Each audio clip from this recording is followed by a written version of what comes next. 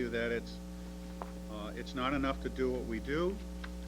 What we try to do is take advantage of road projects. Skip one here. Did I skip something? Skip street Oh, lighting, street maybe lighting. on purpose. Yep. No. You're gonna show off those well-plowed streets without the lights.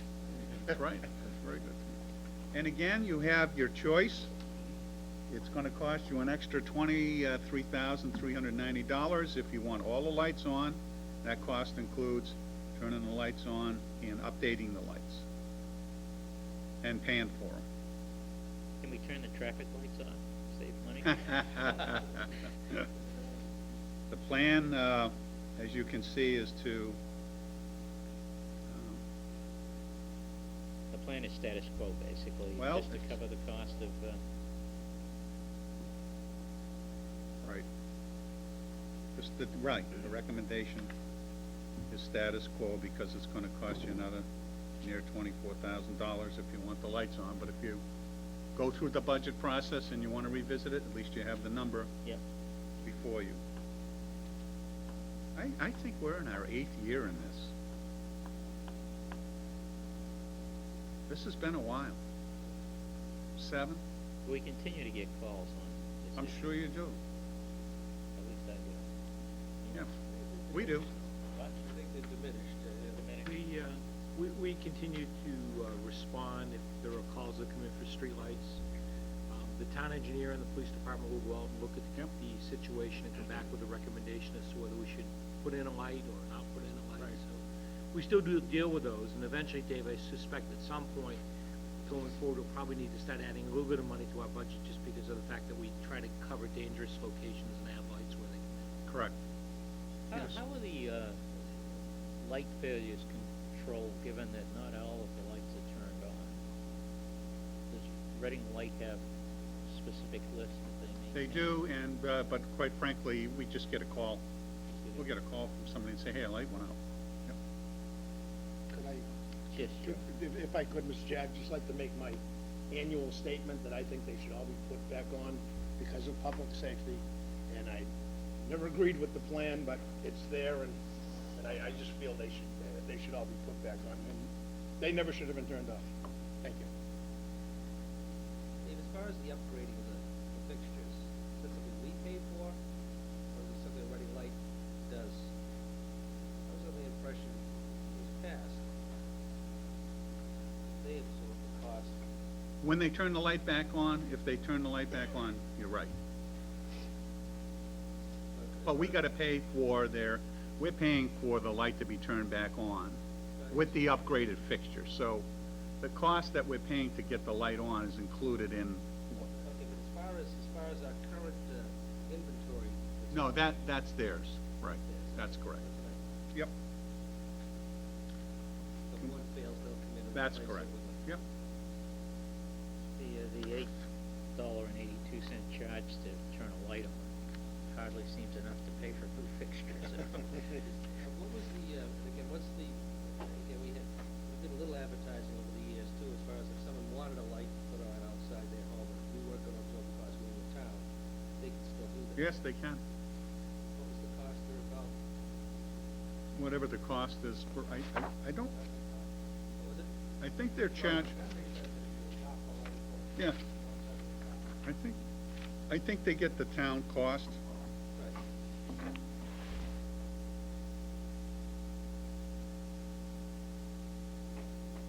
Any other questions regarding street lighting for anybody? I don't have it I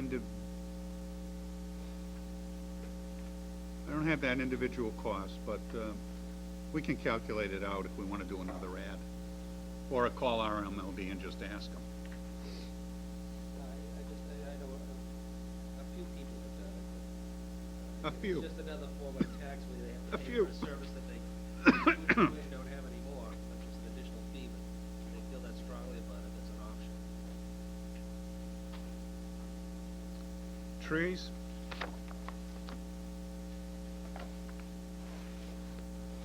We have 20 grand to basically trim our trees and react to emergencies, and like I said, when we do road projects, we try to take advantage of, for example, the state, when they did 62 or our own forces, when we do roads, to do the trimming and charge it under the road project. That's the only way we can try to even make this program work. I don't believe this figure's changed for This forever. is for non-Department of Public Works. Tree, the town trees that need to be maintained, that Public Works wouldn't do. What I mean, by your own labor force. This is for outside service. Right, to call Viking in. Viking has the contract to come in and trim trees, right? Because they have the equipment. Exactly. Now, the utilities take care of some of that also. Yes, they do. Anything around a pole, the wires, they trim those trees. And we have absolutely nothing in here for beautification or Nothing. replacement of trees. And there are grants, there are matching grants, but you have to have those programs in place. And if you don't have them, you can't get the grants for replacement of trees, beautification programs, right? Again, that's one thing that one of the things that we are missing, an opportunity sometimes to enhance the neighborhoods, beautification. And you gotta put up the seed money in order to. You gotta do it, right? Yep. Take advantage of it. Machinery maintenance. When I was in the Seabees, I was an engineer. Alpha Company was the equipment section. You didn't do anything without Alpha Company. You couldn't go anywhere. You could just have breakfast. You couldn't get any work done. And the same goes with Public Works. This is the core. Having a respective fleet.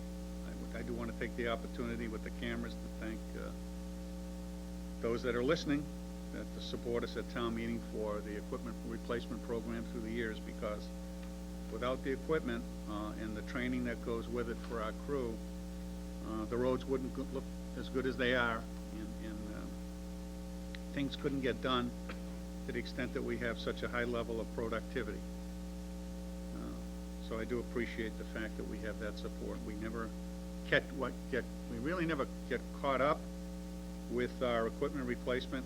We always are behind, but comparatively to our other communities, we're not as behind as most of them in our replacement program. Our mechanics are extremely talented, extremely. They can diagnose, and they can fix anything heavy and small engines, all our lawnmowers to our diesels, transmissions, but it's like anything else. If we have a real heavy snowstorm and a lot of equipment go down, what we have to do is prioritize the equipment we need to get back quickly. That may have to go out just because we need it back quickly.